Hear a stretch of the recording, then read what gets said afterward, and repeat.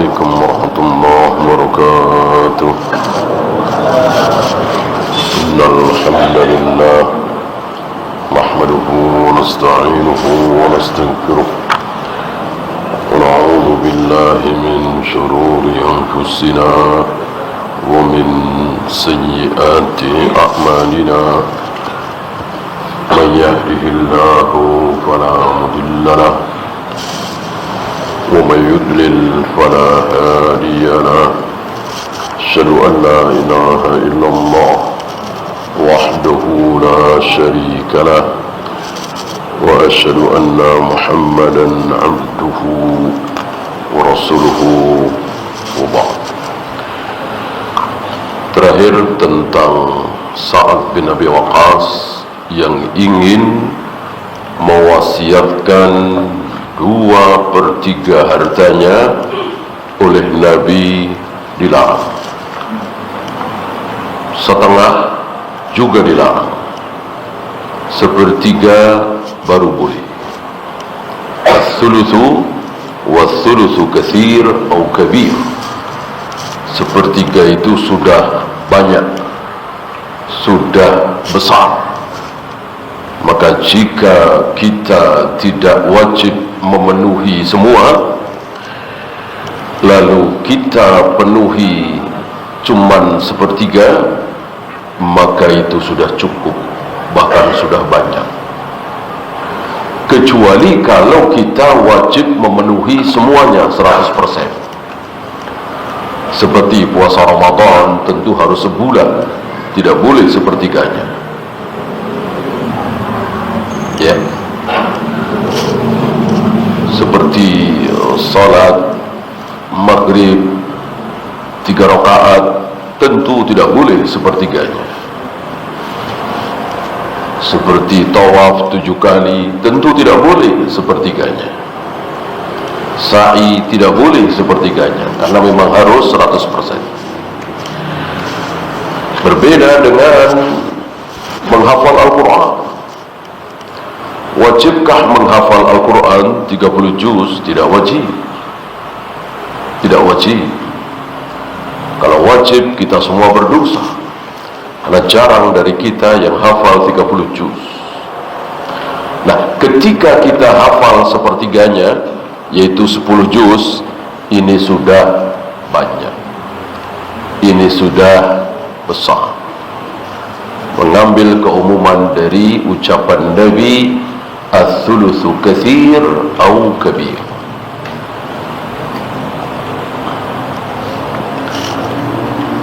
Lalu Sa'ad bin Abi Waqqas khawatir, ketakutan. Apa? Khawatir meninggal di Mekah. Ini kan Haji Wada. Haji Wada tentu di Mekah. Dan itu terjadi, dialog ini terjadi di kemahnya Sa'ad bin Abi Waqqas. Nabi datang ke kemahnya Sa'ad bin Abi Waqqas. Sa'ad bin Abi Waqqas sakit keras. Sa'ad bin Abi Waqqas khawatir apa? Meninggal di Mekah. Karena orang sakit kalau tidak sembuh ya mati, kan begitu. Nah, Sa'ad bin Abi Waqqas khawatir meninggal di Mekah. Kenapa? Karena seluruh sahabat tidak ingin meninggal di luar Madinah. Tentu tidak tercela meninggal di Mekah, meninggal di Mesir, meninggal di manapun. Tapi para sahabat ingin meninggal di Madinah, seolah mereka tahu bahwa Nabi juga akan dikubur di Madinah. Dan terbukti kan, ingin satu kota dengan kuburan Nabi sallallahu alaihi wasallam. Ya, ini menunjukkan apa?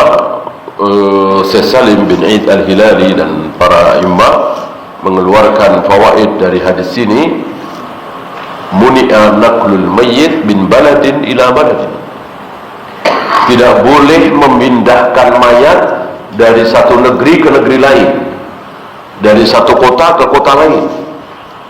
Misalnya mati di Jakarta, dikubur di Surabaya, mati di Malaysia, dikubur di Indonesia, meninggal di Mekah, dikubur di Madinah, meninggal di Madinah, dibawa ke Jakarta. Ini tidak boleh. Mana dalil? Ketakutan Sa'ad bin Abi Waqqas.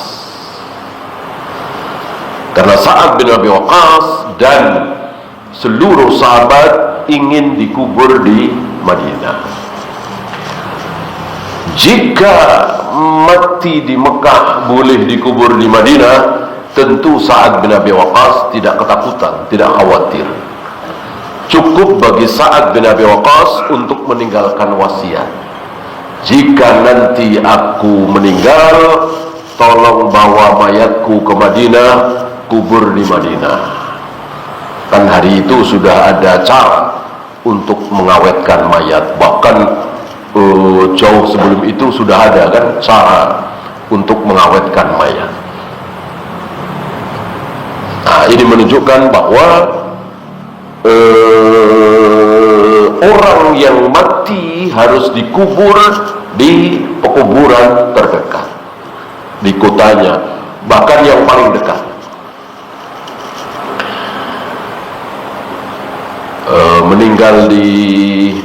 Meninggal di Celduk misalnya, ya di Celduk itu. Meninggal di Pondok Aren misalnya, ya di Pondok Aren itu. Bahkan di kampungnya itu. Agar apa? Agar muncul berbagai macam sunnah. Apa sunnah kematian diantaranya? Digotong, ditandu. Mayat itu digotong. Menggotong mayat ini salah satu sunnah. Nah, hari ini hampir-hampir hilang karena hampir semua mayat dimasukkan ke mobil. Padahal sunnah menggotong mayat itu di zaman Nabi banyak. Romawi, Parsi, Kisra, Mukaukis, itu ketika ada jenazah itu dibawa dengan kereta jenazah. Nabi tidak. Nabi mengajarkan jenazah itu diusung, ditandu, digotong, dan terlihat bagaimana mayat itu membujur. Ya. Nah, hari ini bagaimana mau digotong dari Bintaro ke Tanah Kusir, berapa jam itu, ya kan? Ya salah sendiri. Kenapa Tanah Kusir? Kenapa tidak cari kuburan terdekat? Lo udah penuh kuburan terdekat, khusus katanya buat kampung situ, penduduk situ. Ini kan pendatang. Ini karena mereka tidak paham sunnah. Ketika mereka paham sunnah, tidak mungkin ada kuburan yang penuh. Nggak mungkin penuh.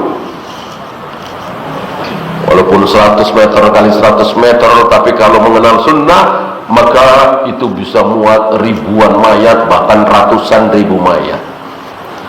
Karena nggak kenal sunnah, akhirnya ya seperti sekarang.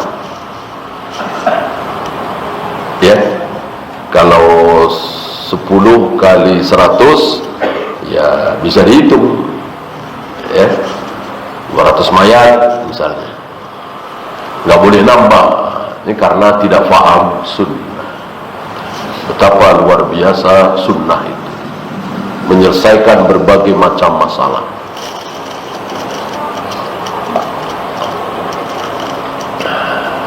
Kemudian beliau lanjutkan dengan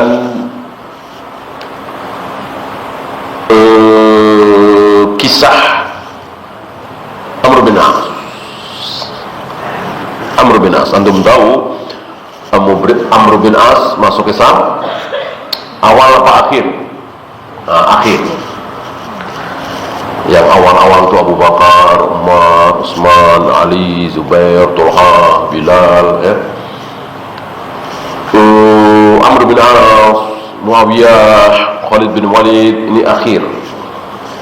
Bahkan sempat perang dulu melawan Nabi SAW, melawan pasukan kaum muslimin. Bahkan Amr bin As, Khalid bin Walid memimpin pasukan untuk membunuh Nabi, membunuh para sahabat. Ini rahasia takdir. Orang yang begitu semangat membunuh Nabi, orang yang begitu memusuhi Rasul dan para sahabat, akhirnya masuk Islam.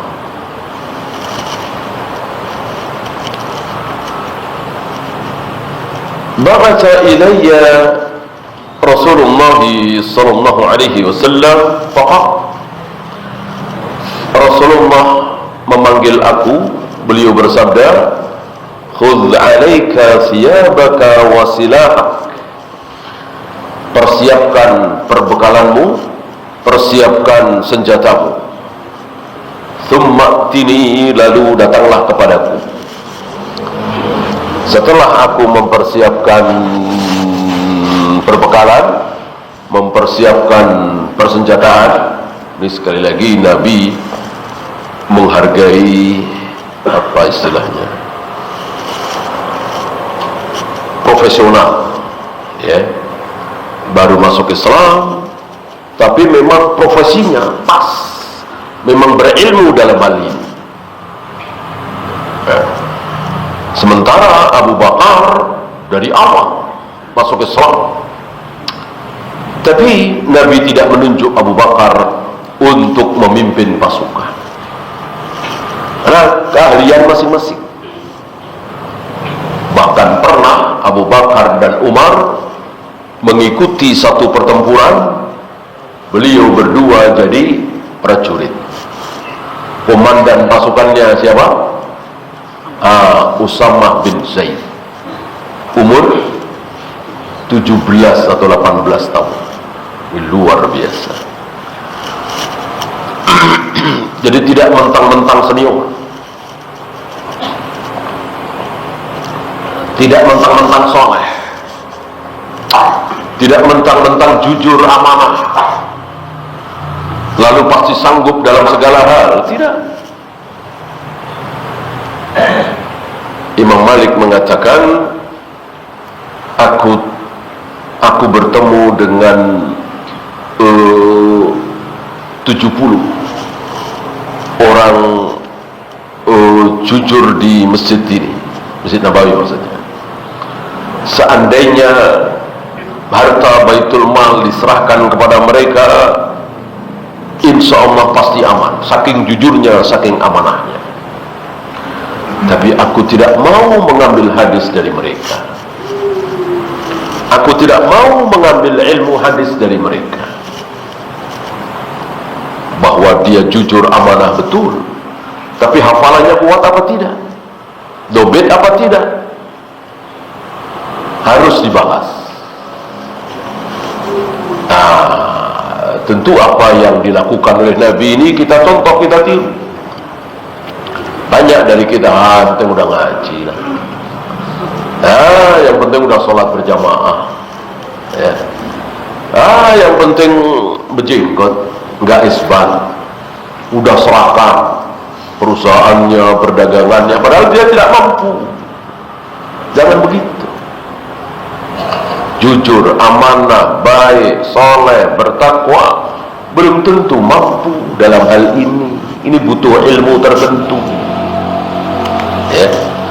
Maka banyak dari kita akhirnya kecewa, bahkan terjadi perselisihan dahsyat di kemudian hari, karena tidak paham kaidah ini. Jangan mentang-mentang soleh, jangan mentang-mentang rajin ibadah, jujur, amanah, lalu dia mampu melakukan segala hal. Belum tentu. Inni uridu an ab'asaka ala jaishin. Wahai Amr bin As, aku ingin mengutus engkau, menunjuk engkau untuk menjadi pemimpin pasukan. Fayusallimaka Allahu wa yughlimak. sehingga engkau akan berperang dan Allah memberikan kemenangan lewat engkau dan akan memberikan ghanimah kepada engkau. Wa arghabu laka fil mal rabbatan salihatan. Aku berikan semangat kepada engkau untuk mengambil ghanimah itu, harta itu. Langsung dijawab oleh Amr bin As, ya Rasulullah, ma aslamtu min ajlil mal. Ya Rasul, aku masuk Islam bukan karena harta, bukan untuk mengincar harta. Walakinni aslamtu rabbatan fil Islam. Aku betul-betul cinta kepada Islam, ingin masuk Islam bukan karena harta. Tentu jawaban ini benar. Apa kata Nabi? Ya Amr. Kalau ada wawu bacanya Amr, ya. Kalau nggak ada wawu bacanya Umar. Kan tulisan zaman dahulu kan tidak ada fathah, tidak ada kasrah, tidak ada dummah, ya. Ini ada wawu, jadi Amr.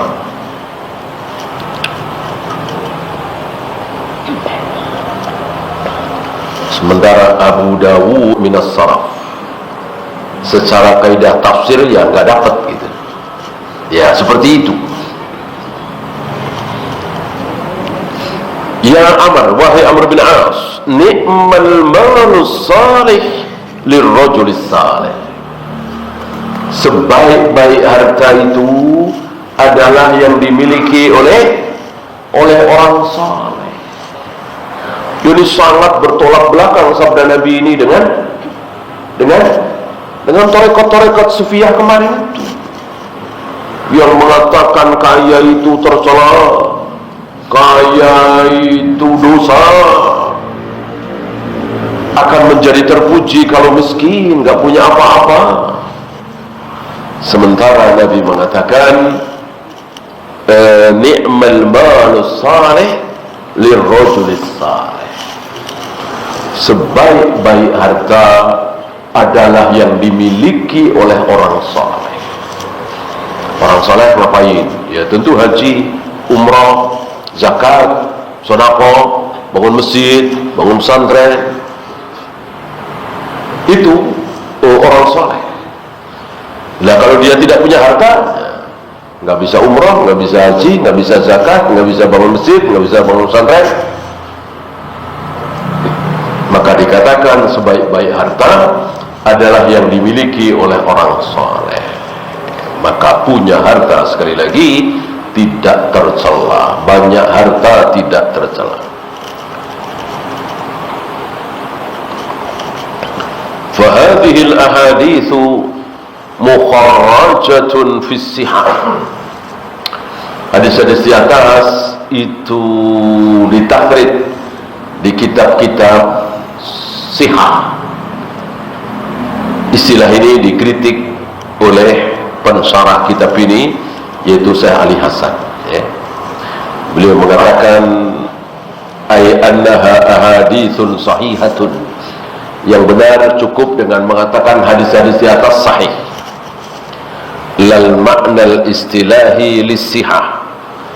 Karena secara istilah tidak ada fis-sihah. Ya. Ini luar biasa. Syekh Ali Hasan rahimahullah, beliau sudah wafat, ya, belum lama wafat. Khobar sampai kita COVID beliau, ya. Beliau mengkritik Ibnu Jauzi dengan istilah yang kurang tepat, fisik. Dan begitulah para ulama saling mengkritisi, saling membenarkan. Tidak ada yang sempurna. Nah, pensyarah itu seperti itu. Pensyarah itu tidak selamanya setuju dengan kitab yang beliau syarahkan, ya. Sekali waktu berbeda, nggak masalah, tidak masalah. Maka pensyarah kitab Riyadhus Shalihin berani mengatakan bahwa ini keliru. Ketika mensyarahkan kitab Riyadhus Shalihin, Imam Nawawi mengatakan disunahkan membaca ayat-ayat Al-Quran setelah pemakaman di atas kubur. Jika sampai khatam, itu lebih baik, tanpa dalil sama sekali. Ya, jelas ini keliru. Kemungkinan kedua, kata beliau, ya, kata Syekh Salim, ini tambahan. Artinya kitab asli beliau sepertinya tidak ada tulisan ini tambahan. Nah, siapa yang menambah ini, wallahu a'lam. Sebagaimana Syekh Albani ragu, betulkah kitab Ar-Ruh itu ditulis oleh Ibnu Qayyim Al-Jauziyah. Beliau ragu karena beda sekali dengan kitab-kitab beliau. Tidak Siratal Mustaqim, Zadul Ma'ad misalnya, kitab-kitab beliau murid terbaik Syekhul Islam ini penuh dengan hujah, penuh dengan dalil. Nah, sedangkan kitab Ar-Ruh itu minim sekali dalil, banyak tahayul, banyak khurafat. Maka Syekh Albani meragukan, betulkah kitab ini ditulis oleh Ibnu Qayyim. Sebagian mengatakan betul ini ditulis oleh Ibnu Qayyim, tapi ditulis saat beliau belum bertemu dengan Syekhul Islam, mungkin saat remaja begitu, ya, saat masih belum kembali ke manhaj salaf. Kan sempat beliau terkena subhat sufi, tapi sebentar ya mungkin sempat menulis kitab ini. Nah, inilah syarah. Dengan membaca syarah kita bisa mengetahui kesalahan-kesalahan musannif, muallif.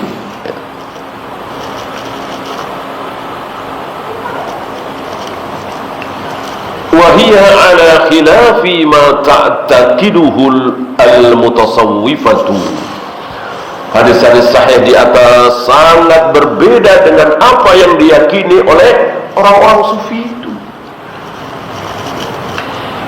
Min anna iksar al-mali hijabun wa uqubatun, bahwa memperbanyak harta itu, menumpuk, kita hijab, ya, seperti ini hijab, gitu ya, berhijab supaya aurat tidak nampak. Nah, orang-orang sufi memakai istilah hijab itu untuk orang yang banyak dosanya, itu terhijab. Orang yang sedikit sekali dosanya itu tersingkap. Mereka mengistilahkan dengan mukasyafah. Jadi semuanya istilah-istilah bid'ah. Bahasa Arab aja, bahasa Arab, bukan bahasa syar'i. Sering kita bahas, ya. Ada bahasa syar'i, ada bahasa Arab. Sekedar bahasa Arab. Ya, kursiyun, maktabun, kubun. Ini bahasa Arab. Ya, makan, minum, syaroba, akala, yaitu bahasa Arab. Berbeda dengan ruku, sujud, sholat, saum. Ini bahasa Arab sekaligus bahasa syar'i. Ada istilah syar'inya. Ruku adalah begini-begini, sujud adalah, tawaf adalah, sa'i adalah, manhaj adalah, sunnah adalah, bid'ah adalah. Itu bahasa Arab sekaligus bahasa syar'i.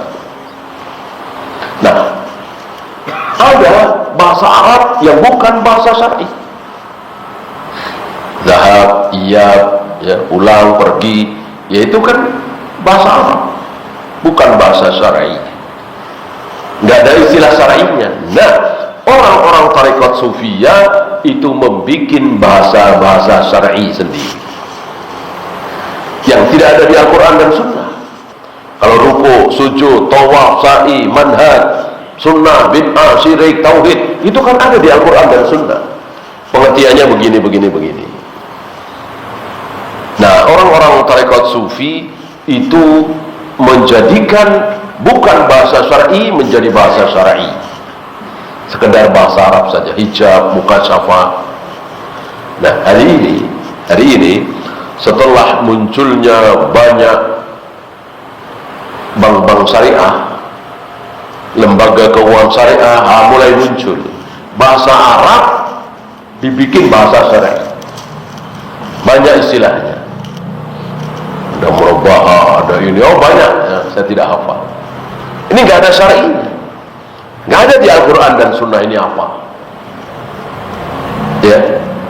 Kalau mudharabah bagi hasil ada ya, khiyar misalnya ada, itu sabda Nabi kan tentang khiyar. Nah, ada bahasa-bahasa di bank syariah itu ya, bahasa Arabnya bahasa Arab, betul bahasa Arab. Yang larang itu ya dia paham bahasa Arab ya. Tapi bukan bahasa syar'i, nggak ada di Al-Quran dan Sunnah, banyak istilahnya.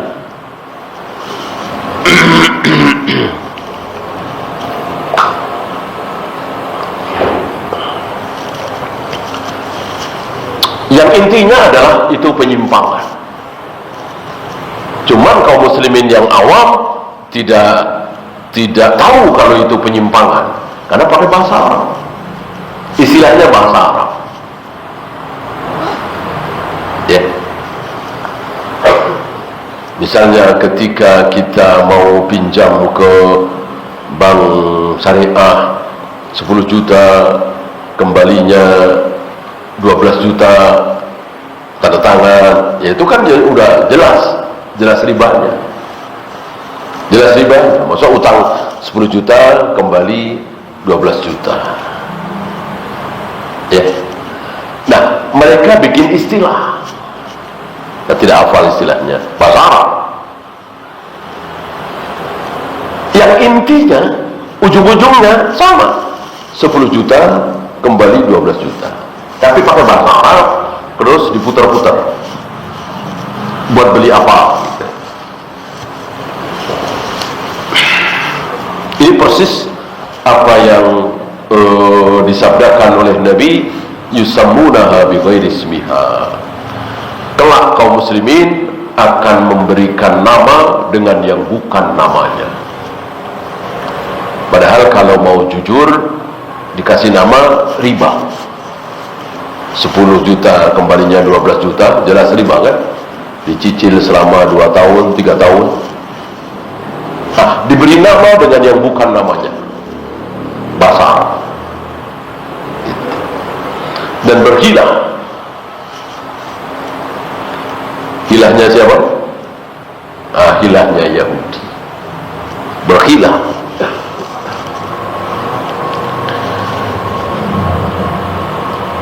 Nah, kata mereka, orang-orang tarekat sufiyah ini, anna iksaral mali hijabun, memperbanyak harta, menjadi kaya raya, itu berarti dihijab antara dirinya dengan Allah. Yang benar itu mukasyafah, kasyaf, terbuka hijabnya,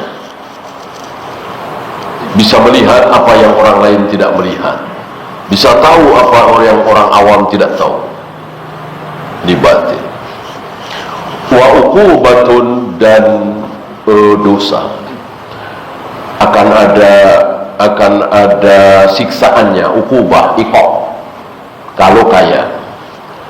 Wa anna habsahu yunafid tawakkul, berusaha mencari harta berarti, ini kata mereka ya, berusaha mencari harta berarti tidak tawakal.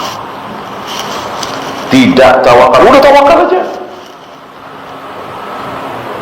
Yang memberi makan kita Allah, yang memberi minum kita Allah, yang memberi pakaian kita Allah, kita tawakal kepada Allah.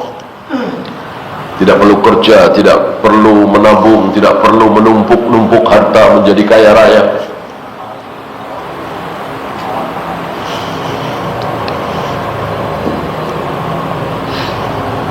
bahwa ketika kita minum, itu Allah yang memberikan minum kepada kita. Ketika kita makan, kita yakin Allah yang memberikan makan kepada kita. Ketika kita berpakaian, itu Allah yang memberikan pakaian kepada kita. Kita yakin seyakin-yakinnya. Tapi kita harus menjalankan asbab. Wasilah harus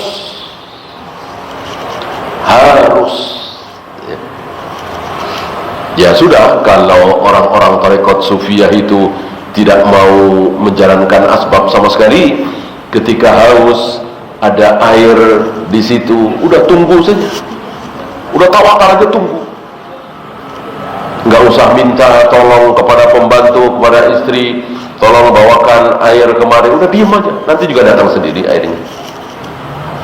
Tawakal gitu. Atau air sudah di depan, ya, sudah di gelas seperti ini, udah nggak usah diangkat, nggak usah ditenggak, tawakal, ya. Allah akan memberikan air itu kepada kita, ya, nggak usah diangkat, nggak usah tenggak, udah tunggu aja, ntar masuk sendiri air itu. Apa segila itu? Kalau mereka mengatakan bahwa asbab tidak boleh dijalankan, ya sudah seperti itu. Mereka tanggung-tanggung, kan? Ini betapa bodohnya orang-orang tarekat Sufiyah, tidak menjalani asbab. Mereka lupa Nabi perang pakai baju besi, bawa senjata. Itu Nabi SAW yang sudah dijamin oleh Allah, masih memakai baju besi, masih pakai strategi perang. Bagusnya di sini apa di sana, masih membuat parit supaya pasukan Abu Sufyan tidak bisa masuk ke Madinah, bikin parit. Itu sekelas Nabi SAW masih membuat parit.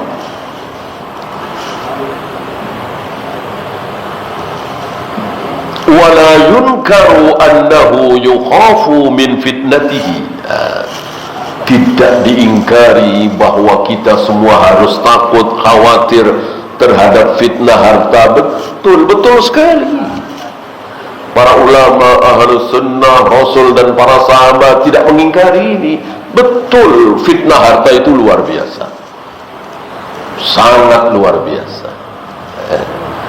Setiap umat punya fitnah sendiri-sendiri. Umatku fitnahnya apa? Harta, wanita. Wa anna khalqan katsiran istanabuhu. Berapa banyak manusia dari dulu, sekarang dan akan datang, sepanjang sejarah selalu ada kisah bagaimana orang terfitnah oleh harta. Jelas sih. Dan orang-orang baik, orang-orang yang berilmu menjauhi harta ini li khaufi dzalik, dalam rangka takut fitnah itu. Ini tidak dipungkiri. Wa anna jam'ahu min wajhihi ya'izzu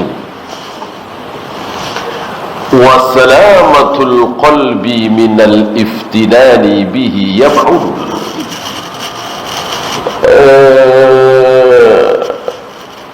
Mengumpulkan harta, kemudian selamatnya hati dari fitnah harta, ini memang sulit, sangat-sangat sulit. Wastighalul qalbi ma'a wujudihi bi dzikril akhirati yantu. Sibuk mengumpulkan harta,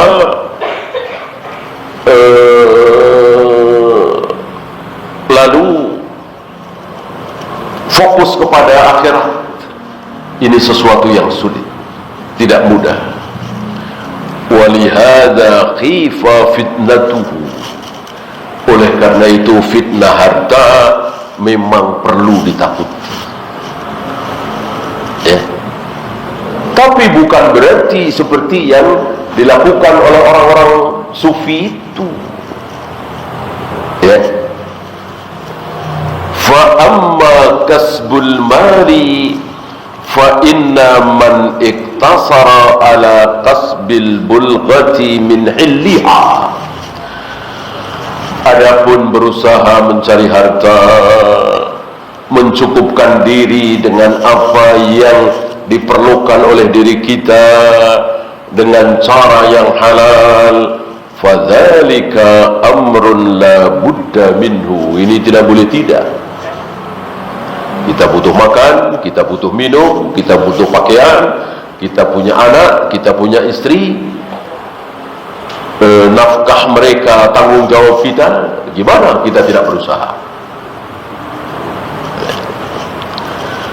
Wa amma man qasada jam'ahu wal istikthara minhu minal halal nazarna fi maqsudihi. Lihat maksudnya, walaupun dengan cara yang halal, lihat maksudnya. Fa in qasada nafsal mufaqarati wal mubahati, ada kalanya, dan ini banyak ya, jangan sampai kita termasuk di dalamnya, berlomba, takut dibilang miskin, takut orang-orang tahu kita nggak punya apa-apa. Kan ada yang seperti itu. Fa bi'sal maksud, tentu maksud seperti ini buruk sekali. Dan itu terjadi ya, supaya teman-temannya, apalagi teman-teman SMA-nya dulu, teman sekampungnya tahu dia sukses, dia berhasil, dia kaya, dia beli mobil yang sebetulnya dia tidak mampu, belum mampu untuk beli mobil itu. Nah, sekarang kan mudah sekali, uang cuman 50 juta tapi beli mobil yang 200 juta, 300 juta, bisa nggak sekarang? Bisa sekali, sangat bisa sekali.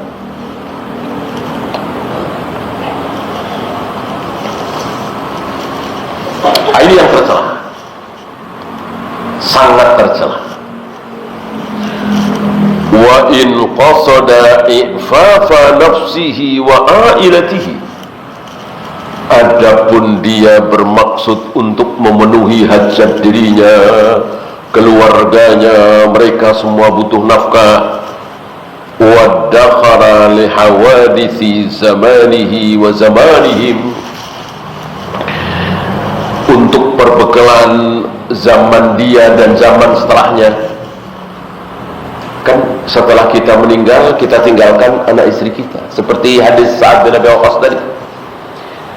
Kenapa Sa'ad bin Abi Waqqas dilarang oleh Nabi memberikan wasiat 2/3 harta? Kenapa?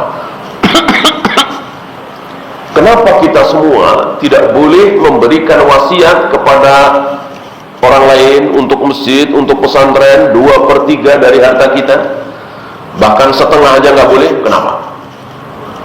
Kasihan anak-anak kita, ahli waris kita gitu. Itu zaman setelah kita. Dan dikatakan oleh Nabi, yatakaffafunan nas, jangan sampai engkau mati lalu anak-anakmu minta-minta karena tidak punya harta. Maka engkau mati meninggalkan waris, itu jauh lebih baik daripada mati meninggalkan hutang. Ya.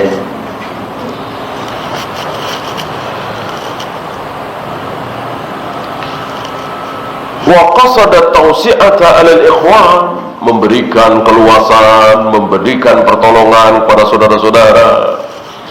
Wa ighna'al fuqara, menolong fakir miskin yang butuh bantuan. Wa fi'lal masalih, melakukan perbuatan-perbuatan baik, bangun jembatan misalnya, bikin jalan misalnya, apalagi bangun pesantren, bangun masjid, ini semua butuh harta. Dan akan bisa dilakukan oleh orang yang punya harta.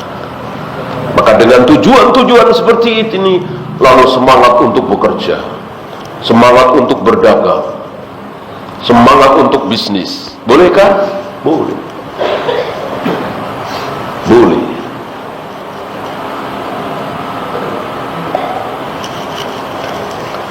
Bahkan seandainya antum punya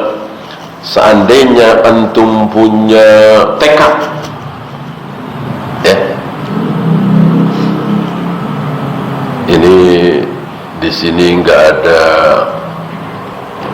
ada sekolah murah, sekolah mahal-mahal semua misalnya, apalagi sekolah salam, ya. Bismillah, ya, saya akan bisnis sini. Jika sukses, saya bangun sekolah murah, syukur-syukur gratis, ya.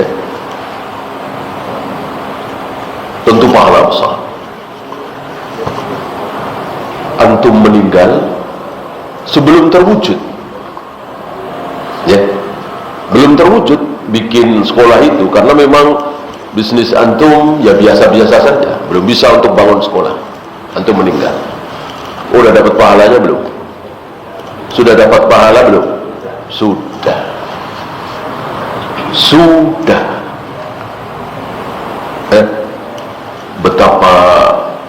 Betapa beruntungnya, bahagianya orang yang punya tekad seperti itu.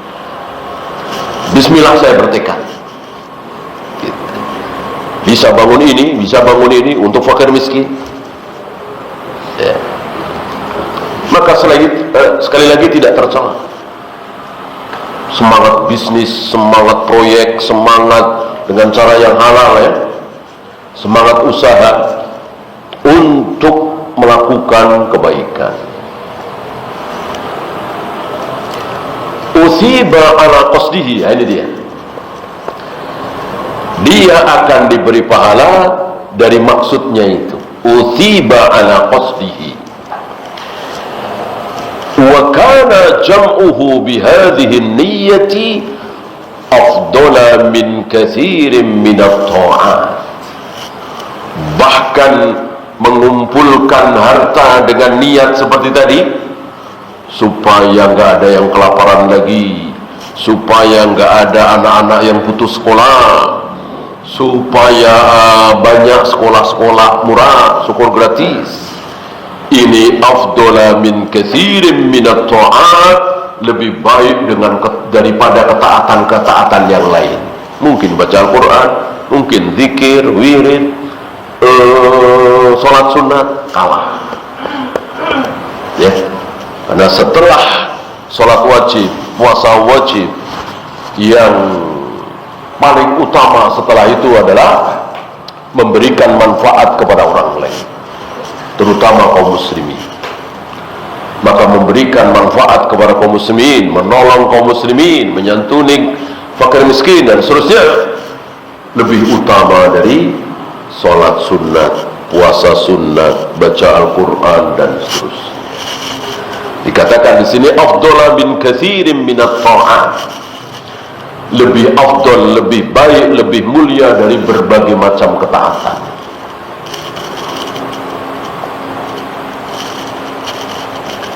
Wa qad kana niyatu khalqin katsirin minas sahabati, dan niat para sahabat fi jam'il mali salimatun. Ketika para sahabat itu mengumpulkan harta, niatnya salim, selamat. Sebagaimana Abdurrahman bin Auf. Antum jangan mengira Abdurrahman bin Auf itu kalah oleh tukang-tukang dagang itu. Dan banyak suku, banyak bangsa yang sangat lihai dalam berdagang, sangat semangat dalam berdagang. Itu kalah oleh Abdurrahman bin Auf. Sabarnya, uletnya, sampai diriwayatkan Abdurrahman bin Auf itu ketika tidak sedang sholat, bersama Nabi, tidak sedang jihad bersama Nabi, tidak sedang di majlis Nabi, maka Abdurrahman bin Auf selalu di pasar. Berarti gigih sekali, ulet sekali, nggak salah-salah. Maka Allah berikan kesuksesan yang luar biasa Abdurrahman bin Auf. Ya, bagaimana orang-orang sufi mengatakan kaya mengumpulkan harta tersebut? Justru mereka yang tercela. Li husni maqasidihim li jam'ihi, karena ketika mereka mengumpulkan harta itu niatnya bagus. Faharasu alaihi, maka mereka bersemangat, wasa'alu ziyadatahu, dan minta tambah, ya, bertambah terus. Ya, silakan azan dulu. Sallallahu ala Muhammadin sallallahu alaihi wasallam. Akhiru da'wana alhamdulillahi rabbil alamin.